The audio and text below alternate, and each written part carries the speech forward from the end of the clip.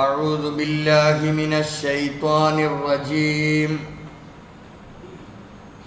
بسم الله الرحمن الرحيم.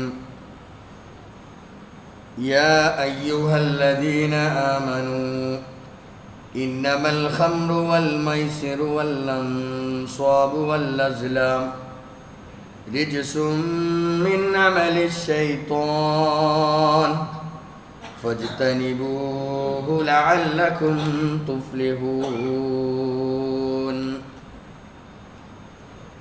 إذا مت فادفني إلى جنب كرمتي تربي عظامي بعد موتي أروقها ولا تدفنني بالفلاة فإنني أخاف إذا ما مت ألا أذوقها. പ്രിയപ്പെട്ട സത്യവിശ്വാസികളെ, വിശ്വാസികളെ, അള്ളാഹുവിൻ്റെ നിയമങ്ങളും അവൻ്റെ വിധിവിലക്കുകളും ജീവിതത്തിലെ ഓരോ നിമിഷങ്ങളിലും കൃത്യമായി പാലിച്ചുകൊണ്ട് പരമാവധി തഖ്വയിൽ അധിഷ്ഠിതമായി ജീവിതം നയിക്കണേ എന്നോടും എല്ലാവരോടും വസിയത്ത് ചെയ്യുകയാണ്. അള്ളാഹുവിൻ്റെ ഏറ്റവും ഇഷ്ടപ്പെട്ട അടിമകളായി ജീവിക്കാനും അങ്ങനെ തന്നെ ഈ ദുനിയാവിൽ നിന്ന് വിട പറയാനൊക്കെയുള്ള മഹാഭാഗ്യം ലഭിക്കുന്നവരിൽ അള്ളാഹു നമ്മെ എല്ലാവരെയും ഉൾപ്പെടുത്തി അനുഗ്രഹിക്കുമാറാവട്ടെ.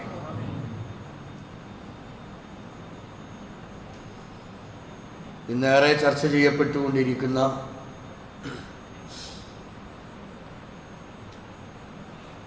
വൻ വിപത്തുകളാണ് മദ്യവും അതുപോലെയുള്ള മയക്കുമരുന്നുകളും. മദ്യവും മയക്കുമരുന്നും സമ്മാനിക്കുന്ന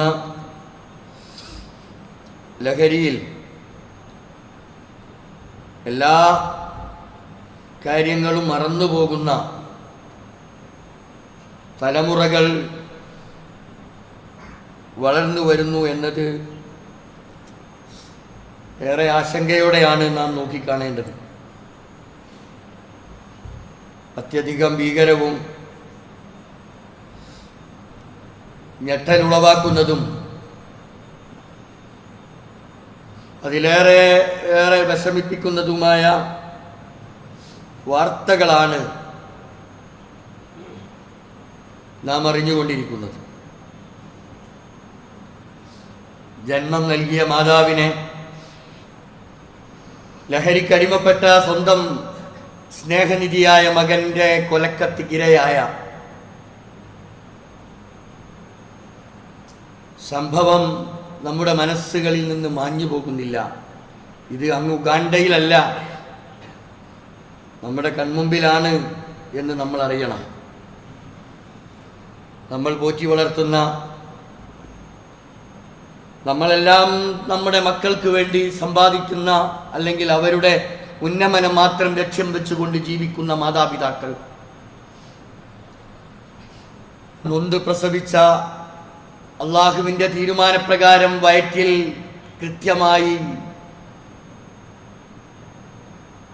അത് നിർവഹിച്ച് കൃത്യമായ സന്ദർഭത്തിൽ നൊന്ത് പ്രസവിച്ച ഒരു ഉമ്മയെ എങ്ങനെയാണ് ഇത്രയും മാരകമായ രീതിയിൽ എങ്ങനെയാണ് ഇങ്ങനെ കൊല ചെയ്യപ്പെടാൻ കഴിയുന്നത്? ഇവിടെ വില്ലൻ മയക്കുമരുന്നാണ്. എല്ലാം മറപ്പിച്ച് കളയുക. ഉമ്മയെ സംബന്ധിച്ച് ഓർമ്മയില്ല, സ്വന്തം പിതാവിനെ കുറിച്ച് പോലും അവർക്കറിയില്ല. അത്തരമൊരു സന്ദർഭം. അതുപോലെ തന്നെ വിദ്യ നുകർന്നു തരുന്ന അധ്യാപകനെ, ഗുരുനാഥനെ, ആ ഗുരുനാഥന്മാരോട് കൊലവിളി നടത്തിക്കൊണ്ടിരിക്കുന്ന മക്കൾ വളർന്നു വരുന്ന, വിദ്യാർത്ഥികൾ വളർന്നു വരുന്ന ഒരു കാലഘട്ടത്തിലാണ്. ഇത് പാശ്ചാത്യ ലോകത്തല്ല ഈ സംഭവങ്ങളൊന്നും നടക്കുന്നത്. നമ്മൾ ജീവിക്കുന്ന ഈ കൊച്ചു കേരളത്തിലാണ്. നമ്മൾ വലിയ വലിയ കാര്യങ്ങൾ പറഞ്ഞുകൊണ്ട് അഹങ്കരിക്കുന്ന അല്ലെങ്കിൽ അഭിമാനിക്കുന്ന സാക്ഷര കേരളം എന്നൊക്കെ നമ്മൾ പേരിട്ട് വിളിക്കുന്ന നമ്മുടെ ഈ കൊച്ചു സംസ്ഥാനത്താണ് ഇതൊക്കെ നടന്നുകൊണ്ടിരിക്കുന്നത്. അധ്യാപകന്മാരെ സംബന്ധിച്ച്, ഗുരുനാഥന്മാരെ സംബന്ധിച്ച കൃത്യമായ ധാരണകൾ പോലും നഷ്ടപ്പെട്ടുകൊണ്ടിരിക്കുന്ന വിദ്യാർത്ഥികൾ വളർന്നു വരുന്ന ഒരു ചുറ്റുപാട്. അതിനുമപ്പുറം ഏറ്റവും രസകരമായ വിഷയം എന്ന് പറയുന്നത് മദ്യവും അതുപോലെയുള്ള ഉൽപ്പന്നങ്ങളും നമ്മുടെ നാടിൻ്റെ അല്ലെങ്കിൽ നമ്മുടെ രാജ്യത്തിൻ്റെ മുഖ്യ വരുമാനമാക്കി മാറ്റാൻ നമ്മുടെ ഭരണാധികാരികൾ മറ്റൊരു ഭാഗത്തു കൂടി ശ്രമം നടത്തിക്കൊണ്ടിരിക്കുന്നു എന്ന ഏറെ ദുഃഖകരമായ ഒരവസ്ഥ കൂടി ഇതിനോട് ചേർത്ത് വെക്കണം. നമ്മൾ ഇതുണ്ടെങ്കിലേ നമ്മുടെ രാജ്യം മുന്നോട്ട് പോകൂ. ഇത് മാത്രമാണ് നമ്മുടെ രാജ്യത്തിന്റെ വരുമാനം എന്നു മനസ്സിലാക്കി പുതിയ പ്ലാന്റുകൾ 2-3 ദിവസമായി നമ്മുടെ രാജ്യത്തിന്റെ ഭരണ സ്ഥിരാകേന്ദ്രങ്ങളിൽ വലിയ വലിയ ഒച്ചപ്പാടുകൾ നടന്നുകൊണ്ടിരിക്കുകയാണ്. എല്ലാ ഒച്ചപ്പാടുകളെയും അവഗണിച്ചുകൊണ്ട് പുതിയ പ്ലാന്റുകൾക്ക് അനുമതി നൽകിയെന്ന് മാത്രമല്ല, അത് അഹങ്കാരപൂർവം അത് ഏറ്റുപറയുന്നു എന്നതുകൂടി നമ്മൾ അറിയണം. ഇവിടെ ആര് ഭരിക്കുന്നു എന്നതല്ല, നമ്മുടെ രാജ്യത്തിന്റെ സമ്പത്ത്, നമ്മുടെ ഈ രാജ്യത്തിന്റെ സമ്പത്ത് എന്ന് പറയുന്നത് വളർന്നു വരുന്ന തലമുറയാണ്. ഈ തലമുറയെ മുച്ചൂടും നശിപ്പിക്കാനുള്ള അതിതീവ്രമായ പ്രവർത്തനങ്ങളാണ് രാജ്യത്തിന്റെ നാനാഭാഗത്തു നിന്നും വന്നുകൊണ്ടിരിക്കുന്നത്. എന്നാൽ നമ്മൾ അറിയണം, നമ്മുടെ രാജ്യത്തിന്റെ ഭരണാധികാരികളും അതുപോലെ ഭരണത്തിന്റെ സംവിധാനങ്ങളും കൃത്യമായ ഇടപെടലുകൾ നടത്തുന്നുവെങ്കിൽ നമ്മുടെ നാടിനെ രക്ഷപ്പെടുത്താൻ കഴിയും എന്നത് ഒരു നിലക്കും സംശയലേശമന്യേ നമുക്കറിയാവുന്ന സംഗതിയാണ്. നമ്മൾ തയ്യാറാകണം. ഇവിടെയാണ് ഇതൊക്കെ നമ്മൾ മുമ്പിൽ വെച്ചുകൊണ്ടാണ് എനിക്ക് എൻ്റെ ഉത്തരവാദിത്തത്തെക്കുറിച്ചും നിങ്ങൾക്ക് ഓരോരുത്തർക്കുമുള്ള ആ കടമകളെ സംബന്ധിച്ചും കടപ്പാടുകളെ സംബന്ധിച്ചും നമ്മൾ ഓർക്കേണ്ടതും നമ്മൾ മനസ്സിലാക്കേണ്ടതും, ഈ രാജ്യത്തെ രക്ഷപ്പെടുത്തുന്ന വിഷയത്തിൽ നമ്മുടെ സമൂഹത്തിന്റെ വളർച്ചയ്ക്കാവശ്യമായ, പുരോഗതിക്കാവശ്യമായ ഏറ്റവും നല്ല ഒരു അവസ്ഥ നമ്മുടെ രാജ്യത്തുണ്ടായി തീരുന്നതിനു വേണ്ടി നമ്മൾ വ്യക്തിപരമായി എന്തെല്ലാം നമ്മൾക്ക് ചെയ്യാൻ കഴിയുമോ ഓരോരുത്തർക്കും ചെയ്യാവുന്ന കടമകളുണ്ട്. ആ കടമകൾ നമ്മൾ കൃത്യമായി മനസ്സിലാക്കണം. ഇത് നിഷ്ക്രിയത്വത്തിൻ്റെതല്ല, ഇത് സജീവമായ ഇടപെടലുകളുടേതാണ്. അവിടെയാണ് നമ്മൾ മനസ്സിലാക്കേണ്ടത്. നമ്മളൊരു നിഷ്ക്രിയത്വ രീതികളിൽ നിന്ന് മാറി സജീവമായ ഇടപെടലുകൾ, അത് വിശ്വാസത്തിന്റെ ഭാഗമായി നമ്മൾ മനസ്സിലാക്കിയിട്ടുള്ള നമ്മുടെ ഇസ്ലാം എന്ന് പറയുന്ന നമ്മുടെ ആദർശത്തിന്റെ ഭാഗമായി നമ്മൾ ഏറ്റെടുക്കേണ്ട സംഗതിയാണിത്. അവിടെയാണ് നമ്മുടെ ഉത്തരവാദിത്തങ്ങളെ കുറിച്ച് നമ്മൾ അറിയണം, നമ്മൾ ഓർക്കണം എന്ന് പറയുന്നത്. പരിശുദ്ധ ഇസ്ലാം, നമുക്കറിയാം, ഇസ്ലാമിന്റെ ആവിർഭാവ കാലഘട്ടം സർവ ആഭാസങ്ങളും വളരെ കൃത്യമായി എല്ലാ സ്ഥലങ്ങളിലും വ്യാപിച്ചിരുന്ന ഒരു സന്ദർഭത്തിൽ മദ്യമെന്നല്ല, അതുപോലെയുള്ള എല്ലാ തോന്നിവാസങ്ങളും, വ്യഭിചാരങ്ങളും മറ്റൊരു ഭാഗത്ത്, ഇതെല്ലാം സർവത്ര വ്യാപകമായ ഒരു സന്ദർഭത്തിലാണ് മുഹമ്മദ് റസൂലുള്ളാഹി സ്വല്ലല്ലാഹു അലൈഹി വസല്ലമ നിയോഗിതനാകുന്നത്. എന്നിട്ട് എന്താ ചെയ്തത്? ആ സമൂഹത്തെ പരിവർത്തിപ്പിച്ചെടുത്തു പ്രവാചകൻ. വളരെ കൃത്യമായി നമുക്കറിയാം, സമ്പൂർണ്ണ മദ്യനിരോധനം അവിടെ ഏർപ്പെടുത്തുകയാണ്. പരിശുദ്ധ ഖുർആൻ അക്കാര്യമാണ് നമ്മെ ബോധ്യപ്പെടുത്തിയത്. യാ അയ്യുഹല്ലദീന ആമനു, സത്യവിശ്വാസികളെ, ഇന്നമൽ ഖംറു, ഖംറ് മദ്യം, വൽ മൈസിർ ചൂതാട്ടം, വൽ അൻസാബ് വൽ അസ്ലാം, പ്രതിഷ്ഠകളായിരുന്നാലും അതുപോലെ തന്നെ അന്ന് സർവത്ര വ്യാപകമായി ഉണ്ടായിരുന്ന അമ്പുകോലുകൾ വെച്ചുകൊണ്ട് ഭാഗ്യപരീക്ഷണങ്ങളൊക്കെ നടത്തിയിരുന്ന ഒരു കാലഘട്ടം. ഇന്ന് പല പേരുകൾ അറിയപ്പെടുന്നുണ്ട് എങ്കിലും ആ കാലഘട്ടത്തിൽ ഉണ്ടായിരുന്നതിന്റെ പുതിയ വേർഷനുകളാണ് യഥാർത്ഥത്തിൽ ഇന്ന് നടന്നുകൊണ്ടിരിക്കുന്നത്. ആ കാലഘട്ടങ്ങളിലും ഇതൊക്കെ സർവത്ര വ്യാപകമായിരുന്നു. എന്നിട്ട് അതെല്ലാം വളരെ കൃത്യമായ അജണ്ടയോടുകൂടി പരിശുദ്ധ ഖുർആൻ വിശദീകരിച്ചതുപോലെ അതെല്ലാം ഈ പറയുന്നതൊക്കെ മ്ലേച്ഛമാണ് എന്ന് ഖുർആൻ പഠിപ്പിക്കുക. റിജ്സും മിൻ അമലി ശൈത്വാൻ, ഇത് പൈശാചികമാണ്, ഇതിൽ നിന്ന് വിട്ടുനിൽക്കണം. ഫജ്തനിബൂഹു, നിങ്ങൾ ഇതിൽ നിന്ന് വിട്ടുനിൽക്കണം. എന്തിനു വേണ്ടിയാണ്? ലഅല്ലക്കും തുഫ്ലിഹൂൻ, നിങ്ങൾക്ക് വിജയമുണ്ടാകുന്നതിന് വേണ്ടിയാണ് എന്ന വളരെ കൃത്യമായ പ്രവാചകന്റെ പ്രവർത്തന മേഖല അങ്ങനെയായിരുന്നു. പരിശുദ്ധ ഖുർആനിലെ ആയത്തുകൾ ഉദ്ധരിച്ചുകൊണ്ട് പ്രവാചകൻ സല്ലല്ലാഹു അലൈഹി വസല്ലമ ആ സമൂഹത്തെ സമുദ്ധരിക്കുകയാണ് ചെയ്തത്. ജീവിതം എന്ന് പറഞ്ഞാൽ ഇതൊക്കെയാണ്. മധ്യമാണ് ജീവിതം, പെണ്ണാണ് ജീവിതം എന്ന് മനസ്സിലാക്കിയിരുന്ന ആ ഒരു സമൂഹത്തെയാണ് പ്രവാചകൻ സല്ലല്ലാഹു അലൈഹി വസല്ലമ പരിശുദ്ധ ഖുർആൻ പഠിപ്പിച്ചു കൊടുത്തുകൊണ്ട് ഇതാണ് ഇസ്ലാമിക ദർശനം എന്ന് കൃത്യമായി അവരെ ബോധ്യപ്പെടുത്തി കൊടുത്തു.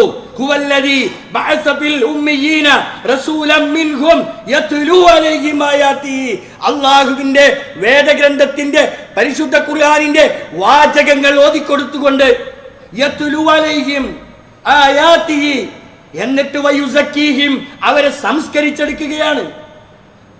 അള്ളാഹുവിന്റെ ദീൻ പഠിപ്പിച്ചു കൊടുത്തുകൊണ്ടാണ് ആ സമൂഹത്തെ സമുദ്ധരിച്ചെടുത്തത്. അപ്പോ നമ്മൾക്ക് ബാധ്യതയില്ലേ? നമ്മൾക്ക് ഉത്തരവാദിത്തമില്ലേ? ഇസ്ലാം മുമ്പിൽ വെക്കുന്ന ഈ ഏറ്റവും മഹത്തായ ഈ ദർശനം അത് മുമ്പിൽ വെച്ചുകൊണ്ട് അത് പഠിപ്പിച്ചു കൊടുത്തുകൊണ്ട് ഈ സമൂഹത്തെ സമുദ്ധരിക്കാനുള്ള ഏറ്റവും പ്രധാനപ്പെട്ട കർമ്മമാണ് ഞാനും നിങ്ങളും ചെയ്യേണ്ടത് എന്നതാണ് ഈ ആയത്തുകൾ നമ്മെ ബോധ്യപ്പെടുത്തുന്നത്. എന്തുകൊണ്ട് ഈ മദ്യം അതുപോലെയുള്ള മയക്കുമരുന്നുകൾക്ക് അടിമപ്പെടരുത്, അത് ഒഴിവാക്കണം എന്ന് പറയുന്നതിന്റെ ഏറ്റവും പ്രധാനപ്പെട്ട ഒന്ന് ഖുർആനാണ് പഠിപ്പിച്ചു തരുന്നത്. ഇത് ഉപയോഗിക്കുമ്പോ ശത്രുതയുണ്ടാകുന്നു, പകയുണ്ടാകുന്നു, വിദ്വേഷമുണ്ടാകുന്നു, ആളുകളോട് എപ്പോഴും കയർത്തുകൊണ്ടിരിക്കുന്നു. സമാധാനമായ അന്തരീക്ഷം നമ്മുടെ സമൂഹത്തിൽ മാത്രമല്ല നമ്മുടെ വീട്ടിൽ പോലും ഇത് നഷ്ടപ്പെടുന്നു എന്ന ഏറ്റവും പ്രധാനപ്പെട്ട കാര്യം ഇതിൽ അടങ്ങിയിട്ടുണ്ട്.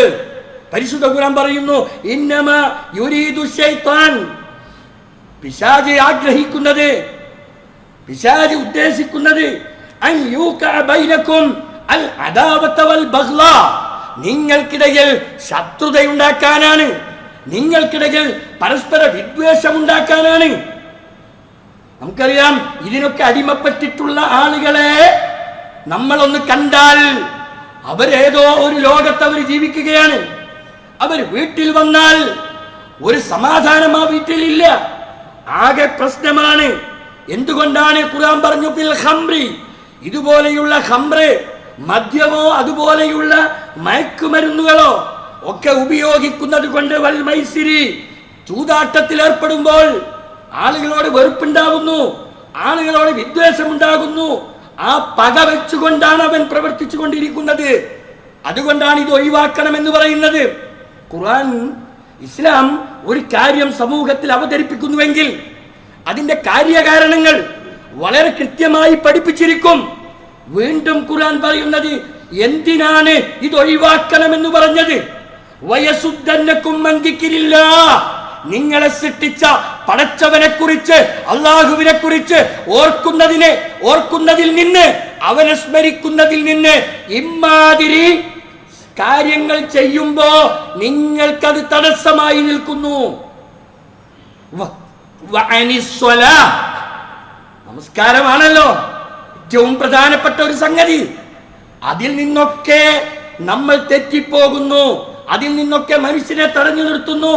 ആദ്യ കാലഘട്ടങ്ങളിൽ നമസ്കാരം അത് നിർവഹിക്കും, മദ്യം അത് മറ്റൊരു ഭാഗത്ത് അത് കഴിക്കും, അതുപോലെയുള്ള കാര്യങ്ങളൊക്കെ ചെയ്യും. പക്ഷേ എന്താണ് പറയുന്നത്, എന്താണ് ചൊല്ലുന്നത് എന്നറിയാത്ത ഒരവസ്ഥയിലായിരിക്കും ഇതൊക്കെ നിർവഹിച്ചു കൊണ്ടിരിക്കുന്നത്. എന്നിട്ട് ഖുർആനിന്റെ ഒരു ചോദ്യം, കൂട്ടരെ, ഇതൊക്കെ സത്യമല്ലേ? നിങ്ങൾക്ക് പരസ്പരം വിദ്വേഷം വളർത്താനല്ലേ ഇതൊക്കെ ഉതകുന്നത്?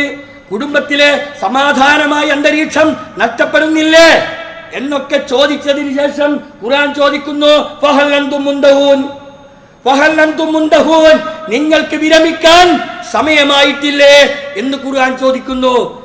ഈ കാര്യങ്ങളൊക്കെ കൃത്യമായി മണിമണിയായി പ്രവാചകൻ സല്ലല്ലാഹു അലൈഹി വസല്ലമ ഇത് ബോധ്യപ്പെടുത്തി കൊടുത്തപ്പോ ഇന്തഹൈനാ യാ റസൂലല്ലാഹ്, അല്ലാഹുവിന്റെ പ്രവാചകരെ ഞങ്ങൾ വിരമിച്ചിരിക്കുന്നു. പകുതി കുടിച്ചുകൊണ്ടിരിക്കുന്ന ആളുകൾ സ്വന്തം കൈവിരലുകൾ വായയിൽ കൈയിട്ടുകൊണ്ട് ഛർദ്ദിച്ച് പുറത്തേക്ക് തള്ളുന്നു. പീപ്പകൾ നിറച്ചു വെച്ച പീപ്പകൾ വലിച്ചെറിയുന്നു. തെരുവുകളിലൂടെ അങ്ങേയറ്റം ആ പീപ്പകളൊക്കെ വലിച്ചെറിഞ്ഞുകൊണ്ട് വലിയ വെള്ളപ്പൊക്കം പോലെ മദ്യത്തിന്റെ അരുവികൾ ഒഴുകി എന്ന് ചരിത്രം രേഖപ്പെടുത്തിയിട്ടുണ്ട്. ഇതാണ് ഖുർആൻ വരുത്തുന്ന സ്വാധീനം എന്ന് പറയുന്നത്. ഇതാണ് ഖുർആനിന്റെ സ്വാധീനം. നമുക്കോ ഇങ്ങനെ സ്വാധീനം ഉണ്ടാകണം. ഏറ്റവും പ്രധാനപ്പെട്ട ഒരു കാര്യം ഖുർആൻ പഠിപ്പിച്ചത് ഇതാ, എന്തിനു വേണ്ടി നിങ്ങളത് ഒഴിവാക്കണം? നമ്മുടെ കുടുംബത്തിൽ സമാധാനം ഉണ്ടാകാൻ, ശത്രുതയില്ലാതിരിക്കാൻ. രണ്ടാമതായി, കുടുംബം ശിഥിലമാകുന്നു എന്നതാണ് ഇതുപയോഗിക്കുന്ന വീടുകളിൽ അല്ലെങ്കിൽ ആളുകളിലൂടെ നമ്മൾ കണ്ടുകൊണ്ടിരിക്കുന്നത്. കുടുംബം ശിഥിലമാവുകയാണ്. എത്രയെത്ര കുടുംബങ്ങളാണ് ഇത് മുഖേന ശിഥിലമായി പോയിട്ടുള്ളത്. മകളെ മകളാണെന്നറിയുന്നില്ല, ഉമ്മയാണെന്നറിയുന്നില്ല, ബാപ്പയെ തിരിച്ചറിയുന്നില്ല, തിരിച്ചങ്ങോട്ടും പരസ്പരം ഒന്നും അറിയുന്നില്ല, ആരോടെങ്ങനെ പെരുമാറണമെന്നറിയുന്നില്ല. കുടുംബം ആകെ ശിഥിലമായി പോവുകയാണ്. സകലമാന വിപത്തുകളെ ഉണർത്തിക്കൊണ്ട് അള്ളാഹുവിന്റെ പ്രവാചകൻ പറഞ്ഞത് എന്താണെന്നറിയോ? അൽ ഖംറു ഉമ്മുൽ ഫവാഹിഷ് വ അക്ബറുൽ കബായിർ. വളരെ കൃത്യമായി നമ്മൾ അറിയണം, എല്ലാ തിന്മകളുടെയും ഏതെല്ലാം തിന്മകളുണ്ടോ ആ തിന്മകളുടെയൊക്കെ മാതാവാണ് ഖംറ്, മയക്കുമരുന്ന് എന്ന് പറയുന്നത്. വ അക്ബറുൽ കബായിർ, അതങ്ങേയറ്റത്തെ വൻ പാപമാണ്. ആ പാപമാണ് ഈ നാടിനെ ഗ്രസിക്കുന്നത്, ഈ നാടിനെ നശിപ്പിക്കുന്നത്, ഈ സമൂഹത്തെ നശിപ്പിക്കുന്നത്, ഓരോ വ്യക്തിയെയും നശിപ്പിച്ചു കൊണ്ടിരിക്കുന്നത് ഇതാണ്. എന്നിട്ട് റസൂൽ പറഞ്ഞു, ആരെങ്കിലും ഇത് ഉപയോഗിച്ചാൽ അവന്റെ ഉമ്മയിൽ അവൻ വീണുപോകുന്നു, അവന്റെ അമ്മായിയിൽ അവൻ വീണുപോകുന്നു. ആരാന്നറിയുന്നില്ല, ഉമ്മ ഏതെന്നറിയുന്നില്ല, അമ്മായി ഏതെന്നറിയുന്നില്ല, അവൻ അങ്ങനെ ലക്കും ലഗാനുമില്ലാതെയായി പോകുന്നു എന്നാരാ പറയുന്നത്? മുഹമ്മദ് റസൂലുള്ളാഹി സല്ലല്ലാഹു അലൈഹി വസല്ലം. അപ്പം നമ്മുടെ ഉത്തരവാദിത്തങ്ങൾ എന്തുമാത്രമുണ്ട് ഈ രംഗത്ത്. നമ്മുടെ രാജ്യത്ത് അത് അതിശീഘ്രം ഓരോ വീട്ടിലും ഇന്നലെ സോഷ്യൽ മീഡിയയിൽ വന്നുകൊണ്ട് ഇത് 2-3 കൊല്ലം ഉപയോഗിച്ച ഒരു വ്യക്തി, ഒരു പയ്യൻ സോഷ്യൽ മീഡിയയിൽ വന്നുകൊണ്ട് അദ്ദേഹത്തിന്റെ അനുഭവങ്ങൾ പറയുന്നുണ്ട്. നമ്മൾ അറിഞ്ഞിരിക്കുന്നത്. എന്താ അവൻ പറഞ്ഞത്? ഇതാരെല്ലാമാണ് ഉപയോഗിച്ചു കൊണ്ടിരിക്കുന്നത് എന്നതിന്റെ കൃത്യമായ ഒരു ചിത്രം അവൻ സോഷ്യൽ മീഡിയയിൽ വിളിച്ചു പറഞ്ഞില്ല ഇന്നലെ.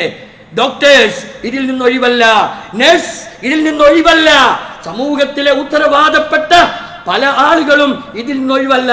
മാത്രമല്ല, ഭാര്യയും വാങ്ങുന്നു, ഭർത്താവും വാങ്ങുന്നു, ജ്യേഷ്ഠനും വാങ്ങുന്നു, അനുജനും വാങ്ങുന്നു, ആങ്ങളെ വാങ്ങുന്നു, പെങ്ങൾ വാങ്ങുന്നു. ആരാ പിന്നെ ഇതിൽ നിന്നൊഴിവ്? ലോകത്തോട് ഇന്നലെ വിളിച്ചു പറഞ്ഞതാ. ഇത് യഥാർത്ഥത്തിൽ ഞാൻ വിചാരിക്കും എൻ്റെ വീട്ടിലില്ല, നിങ്ങൾ വിചാരിക്കും ഞാൻ ശുദ്ധനാണ്, എൻ്റെ വീട്ടിലെ ഇതെന്റെ വീടിന്റെ ഉമ്മറത്തേക്ക് അത് വന്നിട്ടില്ല. വെറുതെ പറയുന്നു, അത് വെറുതെ പറയുകയാണ്. നമ്മൾ കൃത്യമായി പഠിക്കണം. നമ്മുടെ വീടുകളിൽ എത്തിയിട്ടില്ലെങ്കിൽ ഇന്നും നാളെയുമായി നമ്മുടെ വീട്ടിലും ഇതെത്തും എന്ന് നമ്മൾ അറിയണം. അത്രമാത്രം ശീഘ്രഗതിയിലാണ് ഇത് വളർന്നുകൊണ്ടിരിക്കുന്നത് എന്ന് നമ്മൾ അറിയണം. നിങ്ങൾക്കറിയോ, ജാഹിലിയ കാലഘട്ടത്തിൽ ഇതിനു വേണ്ടി മാത്രം ജീവിച്ചിരുന്ന അന്നത്തെ ആഗ്രഹം, ആളുകളുടെ ആഗ്രഹം എന്ന് പറയുന്നത് ലഹരി ഉപയോഗിക്കുക, പെണ്ണിനെ വശത്താക്കുക, പിന്നെ യുദ്ധം ചെയ്യുക, ഇതൊക്കെ ഹോബിയായി സ്വീകരിച്ചിരുന്ന ആ ഒരു കാലഘട്ടം. ഇന്ന് പ്രസിദ്ധനായ ഒരു കവി എഴുതി വെച്ചതാ മരണത്തിന്റെ. നമ്മൾ സാധാരണ മരണപത്രം എഴുതി വെക്കാറുണ്ടല്ലോ, ആ മരണപത്രം എഴുതി വെക്കുന്നത് പോലെ ഒരു പ്രസിദ്ധനായ കവി എഴുതി വെച്ചതാ, ഇദാ മിതു ഫദ്ഫിന്നി ഇലാ ജംബി കറുമതി, ഇദാ മിതു ഫദ്ഫിന്നി, ഞാൻ മരണപ്പെട്ടാൽ എൻ്റെ മയ്യത്ത് മറവ് ചെയ്യണം, ഇലാ ജംബി കറുമതി, ആ മുന്തിരിവള്ളിയുടെ ചുവട്ടിലാണ് എൻ്റെ മയ്യത്ത് മറവ് ചെയ്യേണ്ടത്. എന്തിനാ ഇത്? തുറവ്വി ഇളാമി ബഅദ മൗതി ഉറൂഖുഹാ, എൻ്റെ മരണശേഷം എൻ്റെ ജഡത്തിൻ്റെ ഞരമ്പുകളെല്ലാം ഈ മുന്തിരി പള്ളിയിൽ നിന്ന് കിട്ടുന്ന അതിൻ്റെ ആ നീര് ഊറ്റി ഊറ്റി കുടിക്കട്ടെ. എന്റെ മയ്യത്ത് മറവ് ചെയ്യേണ്ടത് ആ മുന്തിരിവള്ളിയുടെ ചുവട്ടിലാണ്. എന്നിട്ട് എന്റെ ഞരമ്പുകൾ അത് ആസ്വദിക്കട്ടെ എന്ന് എഴുതി വെച്ച കവി തീർന്നില്ല.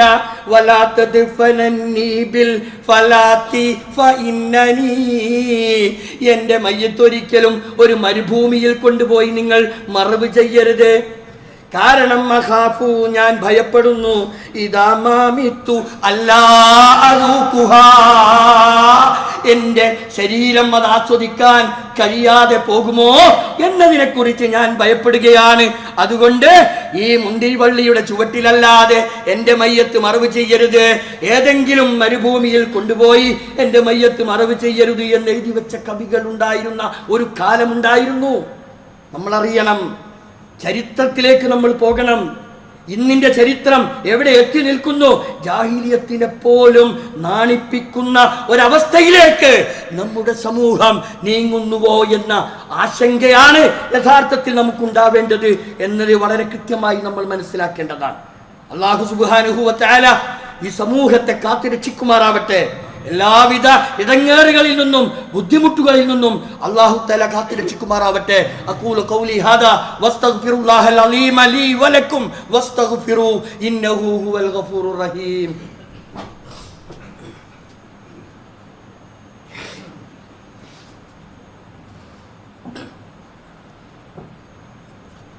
അൽഹംദുലില്ലാഹി റബ്ബിൽ ആലമീൻ വസല്ലല്ലാഹു അലൻ നബിയിൽ കരീം വഅലാ ആലിഹി വസഹ്ബിഹി അജ്മഈൻ. തഖ്വല്ലാഹ് സാനിയം ബിത്തഖ്വല്ലാഹ്. പ്രിയപ്പെട്ട സഹോദരി സഹോദരന്മാരെ, അല്ലാഹുവിനെ സൂക്ഷിച്ച് തഖ്വയുള്ളവരായി ജീവിക്കണേ എന്ന് ഒരിക്കൽ കൂടി വസിയത്ത് ചെയ്യുകയാണ്, ഉപദേശിക്കുകയാണ്. പരിശുദ്ധ റമളാനിൻ്റെ തൊട്ട് മുമ്പുള്ള മാസം ഷഅബാൻ, അതിന് തൊട്ട് മുമ്പുള്ള മാസം റജബിലാണ് നമ്മളുള്ളത്. റജബ് അവസാനിക്കാൻ പോവുക, 23 മറ്റോ ആയി. ഇനി എണ്ണിത്തീർക്കാവുന്ന ദിവസങ്ങൾ മാത്രമാണ് റമളാനിലേക്കുള്ള ദൂരം എന്ന് പറയുന്നത്. ഈ റജബ് മാസത്തിൽ കൃത്യമായി ഒന്നും രേഖപ്പെടുത്തിയിട്ടില്ലെങ്കിലും ബഹുഭൂരിപക്ഷം ആളുകളും ചരിത്രകാരന്മാരും രേഖപ്പെടുത്തിയിട്ടുള്ള ഒരു സംഭവം, ഇസ്രാ മിറാജ് നടന്ന സംഭവം നടന്നത് റജബ് മാസത്തിലാണ് എന്ന് ഭൂരിപക്ഷം ചരിത്രകാരന്മാരും എഴുതി വച്ചിട്ടുണ്ട്. ഹിജറക്ക് 2 വർഷം മുമ്പാണ് ഈ സംഭവം നടക്കുന്നത്. അന്ന് നബിയുടെ പ്രായം 51. നബിയുടെ 51ാമത്തെ വയസ്സ്. ഖദീജ ബീവി മരണപ്പെട്ടു. നമ്മുടെ പിന്നെ നബിയുടെ സംരക്ഷണം ഏറ്റെടുത്ത അബൂ താലിബും രണ്ടുപേരും മരണപ്പെട്ട ഒരു വല്ലാത്ത പ്രയാസം അനുഭവിക്കുന്ന ദുഃഖമുഖരിതമായ ഒരു സാഹചര്യം. ആ ഒരു സന്ദർഭത്തിൽ ആണ് ഈ ഇസ്രാ മിറാജ് സംഭവം നടക്കുന്നത്. പരിശുദ്ധ ഖുർആൻ സൂറത്ത് ഇസ്രായിൻ്റെ തുടക്കം അതാ, സുബ്ഹാനല്ലദീ അസ്റാ ബിഅബ്ദിഹി ലൈലൻ മിനൽ മസ്ജിദിൽ ഹറാം ഇലൽ മസ്ജിദിൽ അഖ്സല്ലദീ ബാറക്നാ ഹൗലഹു എന്ന് തുടങ്ങി ഉദ്ധരിച്ചിട്ടുള്ള ആയത്തുകൾ. അല്ലാഹു എത്ര പരിശുദ്ധനാണ്. അല്ലദീ അസ്റാ ബിഅബ്ദിഹി, തൻ്റെ അടിമയെ കൊണ്ട് ഇസ്രാ, രാപ്രയാണം. ഇസ്രാ എന്ന് പറഞ്ഞാൽ രാപ്രയാണം തൻ്റെ അടിമയെ അബ്ദ് പ്രവാചകൻ സല്ലല്ലാഹു അലൈഹി വസല്ലമയെ കൊണ്ട് രാപ്രയാണം ചെയ്യിച്ച റബ്ബ് എത്ര പരിശുദ്ധനാണ്. എവിടുന്നാ പോണത്? മസ്ജിദുൽ ഹറമിൽ നിന്ന്. എവിടേക്കാണ് പോണത്? ഇലൽ മസ്ജിദിൽ അഖ്സ, ഫലസ്തീനിലെ മസ്ജിദുൽ അഖ്സയിലേക്ക്. അതാണ് ഇസ്ര. പിന്നെ അന്ന് അവിടേക്ക് യാത്ര പോകുന്നത് ബുറാക്ക് എന്ന് പറയുന്ന ഒരു പേടകം. ആ പേടകത്തിലാണ് യാത്ര. അത് കഴിഞ്ഞ് അവിടെ വെച്ച് പേടകം അവിടെ നിർത്തിയിട്ട് ഒന്നുമില്ലാതെ തുടർച്ച അതേ രാത്രിയിൽ തന്നെ മറ്റൊരു യാത്ര, അതാണ് മിഅ്റാജ്. ആകാശാരോഹണം, ഏഴാനാകാശം. എവിടുന്ന്? ഫലസ്തീനിൽ നിന്ന്. അതും ഒരേ രാത്രിയിൽ, തിരിച്ചു വരുന്നതും ഒരേ രാത്രിയിൽ.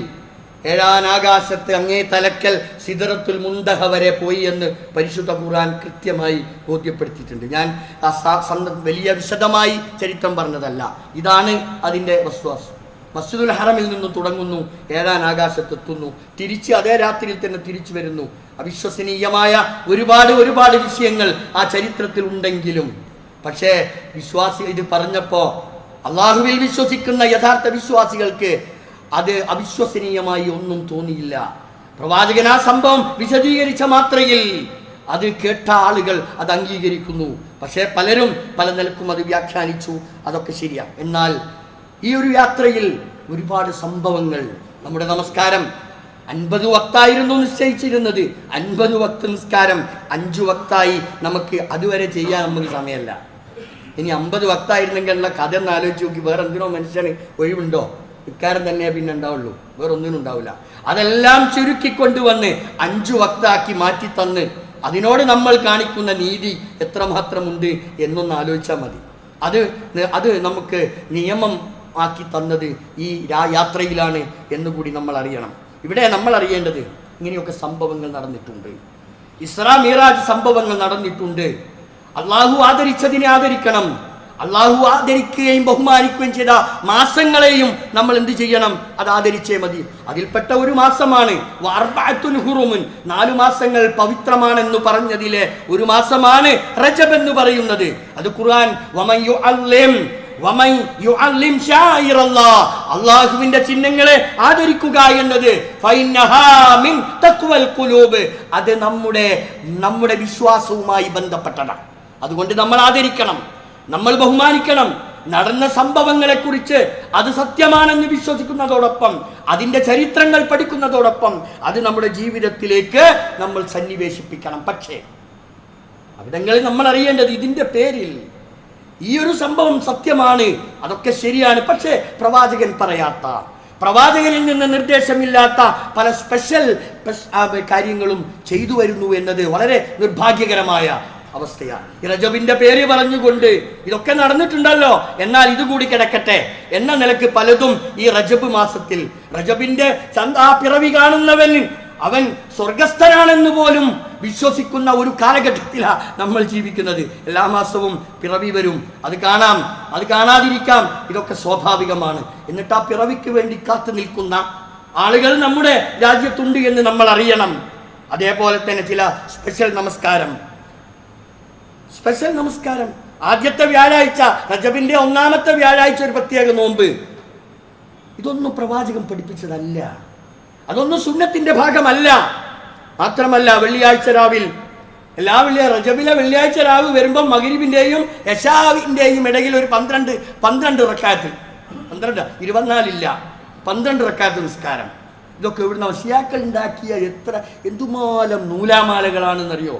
ഇതൊക്കെ ദീനിൽ കൊണ്ടുവന്ന് ഇമാം നവവി റഹിമഹുല്ലാ വളരെ കൃത്യമായി ഈ 12 റക്അത്ത് നിസ്കാരത്തെ സംബന്ധിച്ചും അതേപോലെ തന്നെ ഈ വ്യാഴാഴ്ചയിലെ ഈ നോമ്പ്, വ്യാഴാഴ്ചയിൽ അല്ലാതെ സുന്നത്താക്കപ്പെട്ട നോമ്പുണ്ട്, അതല്ല റജബിലെ 1-ാമത്തെ വ്യാഴാഴ്ചയിലെ നോമ്പ്, ഇതിനെ സംബന്ധിച്ച് ഇമാം നവവി റഹിമഹുല്ലാ പറഞ്ഞത് ഹിയ ബിദ്അത്തുൻ ഖബീഹത്തുൻ മുൻകറത്തുൻ, ഇത് ബിദ്അത്താണ്, ഇത് അങ്ങേയറ്റം മ്ലേച്ഛമാണ്, ഇത് അങ്ങേയറ്റം വെറുക്കപ്പെട്ടതാണ് എന്ന് ഇമാം ഷാഫിഈ മദ്ഹബിലെ പ്രസിദ്ധനായ പണ്ഡിതൻ ഇമാം നവവി റഹിമഹുല്ലാ ഇത് എഴുതി രേഖപ്പെടുത്തിയിട്ടുണ്ട്. അത് കഴിഞ്ഞ് റജബ് 27 ഇങ്ങോട്ട് വന്നാൽ നമുക്കറിയാം ഇസ്രാ മിഅ്റാജ് നടന്നത് വളരെ കൃത്യമായി പ്രവാചകൻ ഇന്ന ദിവസമാണ് എന്ന് പറഞ്ഞിട്ടില്ല. എന്നാലും അഭിപ്രായങ്ങളും ഭൂരിപക്ഷവും ഒക്കെ ഉണ്ടെങ്കിലും റജബ് 27-ന് മിഅ്റാജ് നോമ്പ് നോൽക്കണമെന്ന് പ്രവാചകൻ പഠിപ്പിച്ചിട്ടില്ല. അന്ന് പ്രത്യേകമായി ചീരണി ഉണ്ടാക്കണമെന്നോ പ്രത്യേകമായി ഭക്ഷണം ഉണ്ടാക്കണമെന്നോ പ്രവാചകൻ പഠിപ്പിച്ചിട്ടില്ല. ഇബ്നു ഹജറുൽ അസ്കലാനി ആരാ? ബുഖാരി ഖുർആൻ കഴിഞ്ഞാൽ പിന്നെ അംഗീകരിക്കേണ്ട ഗ്രന്ഥം ഏതാ? ബുഖാരിയാണ്, മുസ്ലിമാണ്. ആ ബുഖാരിക്ക് ശറഹ് എഴുതിയ, അതിന് വ്യാഖ്യാനം എഴുതിയ ഇമാം ഇബ്നു ഹജറുൽ അസ്കലാനി പറയുന്നു, മയ്യഖുൽ അലയ്യ മാ ലം അഖുൽ. പ്രവാചകൻ പറഞ്ഞതായി വളരെ കൃത്യമായി അവിടെ രേഖപ്പെടുത്തി വെച്ചിട്ടുണ്ട്. മാത്രമല്ല ഹജറുൽ അസ്കലാനി പറഞ്ഞ മറ്റൊരു വാചകം കൂടി ആദ്യം നമ്മൾ അറിയാം. ലം യരിദ് ഫീ ഫളിൽ റജബ്. റജബിന്റെ ശ്രേഷ്ഠത എന്ന് പറയുന്നതിന് പ്രത്യേകമായി പ്രവാചകനിൽ നിന്നൊന്നും വന്നിട്ടില്ല. വലാ ഫി സിയാമിഹി, നോമ്പ് നോൽക്കുന്നതിനെ സംബന്ധിച്ച്, വലാ ഫി സിയാമി ശൈഇൻ മിൻഹു മുഅയ്യനിൻ, പ്രത്യേകമായ ഒരു ദിവസം റജബ് 27 തന്നെ നോമ്പെടുക്കണം എന്ന് പറയാൻ, വലാ ഫി ഖിയാമി ലൈല, അന്ന് പ്രത്യേകമായി നമസ്കാരമുണ്ട് എന്ന് പറയാൻ ഒന്നും തന്നെ ഫീഹി ഹദീസുൻ സഹീഹുൻ യസ്ലുഹു ലിൽ ഹുജ്ജ, തെളിവിന് പറ്റിയ ഒരൊറ്റ ഹദീസ് പോലും രേഖപ്പെടുത്തിയിട്ടില്ല എന്ന് ഇമാം ബുഖാരിക്ക് ശറഹ് എഴുതിയ ഇബ്നു ഹജറുൽ അസ്കലാനി വളരെ കൃത്യമായി പറയുന്നു. അള്ളാഹുവിന്റെ പ്രവാചകൻ പറഞ്ഞ ഒരു വാചകം കൂടി നമ്മൾ അറിയണം. മയ്യഖുൽ അലയ്യ, ആരെങ്കിലും എൻ്റെ പേരിൽ പറഞ്ഞാൽ, മാലം അഖുൽ, ഞാൻ പറയാത്തത്, ഞാൻ നിർദ്ദേശിക്കാത്തത്, എൻ്റെ അംഗീകാരമില്ലാത്തത് ആരെങ്കിലും ചെയ്താൽ ഫൽയതബവ്വൽ മഖ്അദഹു മിനന്നാർ, അവൻ നരകത്തിൽ ഒരു സീറ്റ് റിസർവ് ചെയ്തു കൊള്ളട്ടെ എന്ന് റസൂലുള്ളാഹി സ്വല്ലല്ലാഹു അലൈഹി വസല്ലം. ഇതിന്റെ ഗൗരവം നമ്മൾ അറിയണം. പ്രവാചകന്റെ സുന്നത്താണ് നമ്മൾ പിൻപറ്റേണ്ടത്, അംഗീകരിക്കേണ്ടത്. സുന്നത്തല്ലാത്തതെല്ലാം അത് ബിദ്അത്താണ്, അത് തള്ളപ്പെടേണ്ടതാണ് എന്നുകൂടി നമ്മൾ അറിയുക. അള്ളാഹു നമ്മെ അനുഗ്രഹിക്കട്ടെ. വളരെ പ്രധാനപ്പെട്ട ഒരു കാര്യം സാന്ദർഭികമായി സൂചിപ്പിക്കാനുള്ളത്, ചുമ നടന്നുകൊണ്ടിരിക്കുമ്പോൾ നമ്മുടെ വിദ്യാർത്ഥികൾ, ഇത്രയും നേരം ഞാൻ സംസാരിച്ചത് മുഴുവൻ വിദ്യാർത്ഥികളുമായി ബന്ധപ്പെട്ടാണ്. എന്തുകൊണ്ട് വിദ്യാർത്ഥികൾ ഇങ്ങനെ തെറ്റിപ്പോകുന്നു എന്നത് നമ്മൾ അറിയണം. ഒരു ക്ലാസ്സിന് വിളിച്ചാൽ നമ്മുടെ വിദ്യാർത്ഥികളില്ല. ഒരു മദ്രസ തന്നെ ഒരു വമ്പിച്ച ഭാരമായിട്ടാണ് ഇന്ന് രക്ഷിതാക്കൾക്ക് പോലും. മദ്രസയിൽ പറഞ്ഞു വിടുക എന്ന് പറഞ്ഞാൽ അതെന്തോ ഒരു വലിയ ഒരു എടങ്ങേറ് തീർക്കുന്നത് രൂപത്തിലാണ് ആളുകളുടെ ഇന്നത്തെ മനസ്ഥിതി. 1 മണിക്കൂർ പ്രത്യേകം നോട്ട് ചെയ്യും, ഇന്ന സമയത്ത് എൻ്റെ കുട്ടിയെ പറഞ്ഞയക്കണേ. ഏത് സ്കൂളാണ് പ്രധാനം, അവിടെ 5 മിനിറ്റ് വൈകാൻ പാടില്ല. ഇവിടെ 7 മണിക്ക് തുടങ്ങേണ്ട മദ്രസ 7:20 കുട്ടി എത്തൂല. ആ കുട്ടിയുടെ അടുത്താണ് എഴുത്ത് കൊടുത്തയക്കുക. എന്ത്? കുട്ടിയെ 8:15 വിടേണ്ടതിന് 8 മണിക്ക് വിടണം. എന്താ കുട്ടിക്ക് കിട്ടുക? ഇത് സാന്ദർഭികമായി ഞാൻ സൂചിപ്പിച്ചതാണ്, കുട്ടിയുടെ കാര്യമല്ല. പള്ളി എന്ന് പറയുന്നത്, ജുമുഅ എന്ന് പറയുന്നത് ഉപദേശം കേൾക്കാനും പ്രസംഗം കേൾക്കാനും അത് കേട്ട് ജീവിതത്തിൽ ഒരു പരിവർത്തനം ഉണ്ടാക്കുവാനുമാണ്. നമ്മുടെ വിദ്യാർത്ഥികൾ സ്കൂളുകളിൽ നിന്ന് വരുന്നു, പള്ളിയിലേക്ക് വരുന്നു, നിസ്കരിക്കാൻ നേരമാകുമ്പോൾ നമ്മുടെ സ്റ്റേജിൽ മേൽ കയറി ഇരുന്നിട്ട് അവിടെ നിന്ന് വടായി പറഞ്ഞിട്ട് നേരെ പള്ളിയിലേക്ക് കയറിയിരിക്കുന്ന ഒരു സ്വഭാവം ഇവിടെ കുറച്ചു കാലമായി നമ്മൾ കണ്ടുവരികയാണ്. ഒരു കാരണവശാലും അത് അനുവദിക്കില്ല. നമസ്കാരം തുടങ്ങിയ ഉടനെ തന്നെ പെൺകുട്ടികൾ പള്ളിയിൽ നിന്ന്, അകമ്പള്ളിയിൽ നിന്ന് പെണ്ണുങ്ങളുടെ ഏരിയയിൽ നിന്ന് പുറത്തേക്ക് പോകുന്നു. പള്ളിയിലേക്ക് അവർ വരേണ്ടതില്ല. ഇവിടെ ഒരു കാര്യം നമ്മൾ മനസ്സിലാക്കേണ്ടത്, അള്ളാഹ്ക്ക് ഇത്ര ആളെ കൊടുക്കാന്ന് നമ്മളൊരു കരാറുമില്ല എന്നുള്ള. ഓരോ പള്ളിയിൽക്കും ഇങ്ങനെ ലിസ്റ്റ് കൊടുത്തിട്ടില്ല. ഇത്ര ആളുകളെ ബോധിപ്പിക്കണം, വിദ്യാർത്ഥികൾ ഇത്ര, ആളുകൾ ഇത്ര, പെണ്ണുങ്ങൾ ഇത്ര, ഒരു കണക്കില്ല. അതുകൊണ്ട് വരികയാണെങ്കിൽ കൃത്യമായി ജുമാക്ക് വരുമ്പോൾ, ഇവിടെ തന്നെ ഇന്ന് ബാങ്ക് കൊടുത്ത് എത്ര മണിക്കാ ജുമാ? 12:45 എന്ത് ഇവിടെ തുടങ്ങുന്നത്. 12:45 കഴിഞ്ഞ് 48 ആയിട്ട് അല്ലേ? നിങ്ങളൊന്ന് ആലോചിച്ച് നോക്കി. ഇവിടെ ആകെ 1-2 സ്റ്റോപ്പ്. അത് കഴിയുമ്പോൾ ഇങ്ങനെ ഇതെന്തൊരു ബാധ്യത തീർക്കാനാ? എന്തിനായി ഇങ്ങനെ വരുന്നത്? അങ്ങനെ വരേണ്ട ആവശ്യമില്ല. വരികയാണെങ്കിൽ ജുമയുടെ 1ാമത്തെ സമയത്ത് വരിക, എല്ലാം കഴിഞ്ഞ് തിരിച്ചു പോവുക. ആ ഒരു അവസ്ഥയിലേക്ക് വേണം എന്ന് പ്രത്യേകം ഞാൻ ഓർമ്മപ്പെടുത്തുകയാണ്. അള്ളാഹു നമ്മെ അനുഗ്രഹിക്കുമാറാവട്ടെ. സത്യം മനസ്സിലാക്കാനും അത് ഉൾക്കൊള്ളാനും അള്ളാഹു തൗഫീക്ക് നൽകുകയും അനുഗ്രഹിക്കുമാറാവട്ടെ. ഒരുപാട് തെറ്റുകളും കുറ്റങ്ങളും പോരായ്മകളും ഒക്കെ നമ്മുടെ ജീവിതത്തിൽ വന്നു പോയിട്ടുണ്ട്. അള്ളാഹു തആല അതെല്ലാം അവൻ്റെ മഹത്തായ ഫളല് കൊണ്ട് അതെല്ലാം വിട്ടുപുറത്ത് മാപ്പാക്കി തരുമാറാവട്ടെ. ഒരുപാട് ആളുകൾ രോഗികളായി കിടക്കുന്നവരുണ്ട്. പള്ളിയിൽ സ്ഥിരമായി വരുന്ന ആളുകളൊന്നും ഇപ്പോൾ പള്ളിയിൽ ഈ ഒരാഴ്ചയിൽ കാണുന്നില്ല. പല അസുഖങ്ങൾ കാരണം വീടുകളിൽ വിശ്രമിക്കുകയാണ്. അങ്ങനെ വീടുകളിലുള്ളവരുണ്ട്, ആശുപത്രികളിലുള്ളവരുണ്ട്. അള്ളാഹു തആല അവർക്ക് അവരുടെ രോഗങ്ങൾക്ക് ശിഫ നൽകി, ശമനം നൽകി അനുഗ്രഹിക്കുമാറാവട്ടെ. ഇന്നലെ മിനിയാന്നൊക്കെ ആയിട്ട് എത്ര ആളുകളാണ് നമ്മളെ മഹലിൽ നിന്നും തൊട്ടടുത്തൊക്കെ ആയിട്ട് മരണപ്പെട്ടു പോയിട്ടുള്ള ഒത്തിരി ആളുകൾ നമുക്കൊക്കെ അറിയാം. നമ്മളൊക്കെ മയ്യത്ത് നിസ്കാരത്തിൽ പങ്കെടുത്തവരാണ്. അല്ലാഹു തആല നമ്മിൽ നിന്ന് വിട പറഞ്ഞു പോയ മരണപ്പെട്ടു പോയിട്ടുള്ള എല്ലാവർക്കും മഗ്ഫിറത്തും മർഹമത്തും നൽകി അനുഗ്രഹിക്കുമാറാവട്ടെ. ഇതുപോലെ വളരെ പ്രധാനപ്പെട്ട ഒരു കാര്യം, എൻ്റെ ഒരു പഠിതാവിൻ്റെ ഖുർആൻ പഠിക്കുന്ന ഒരു വനിതയുടെ മകൻ വളരെ വളരെ പ്രയാസപ്പെട്ട മജ്ജ മാറ്റിവെക്കൽ ശസ്ത്രക്രിയക്ക് നാളെ വിധേയമാവുകയാണ്. മാഹിയിലെ എൻ്റെ ഒരു വിദ്യാർത്ഥിയുടെ, എൻ്റെ ഒരു ഉമ്മയുടെ മകൻ. എല്ലാവരുടെയും പ്രാർത്ഥനയിൽ അത് ഉൾപ്പെടുത്തണമെന്ന് പ്രത്യേകം ഓർമ്മപ്പെടുത്തുകയാണ്. ഇത്തരത്തിലുള്ള മാരകമായ രോഗങ്ങളിൽ നിന്ന് അല്ലാഹു തആല നമ്മെ എല്ലാവരെയും കാത്ത് രക്ഷിക്കുമാറാവട്ടെ. اللهم اغفر للمؤمنين والمؤمنات والمسلمين والمسلمات الأحياء منهم والأموات إنك مجيب الدعوات ويا قاضي الحاجات. ربنا اغفر لنا ولإخواننا الذين سبقونا بالإيمان فلا تجعل في قلوبنا غلا للذين آمنوا ربنا إنك رؤوف رحيم. اللهم أجرنا من النار، اللهم أجرنا من النار. اللهم أعز الإسلام والمسلمين وأذل الشرك والمشركين. اللهم اجعلنا من المسلمين واجعلنا من المتقين واجعلنا من المخلصين. ربنا آتنا في الدنيا حسنة وفي الآخرة حسنة وقنا عذاب النار.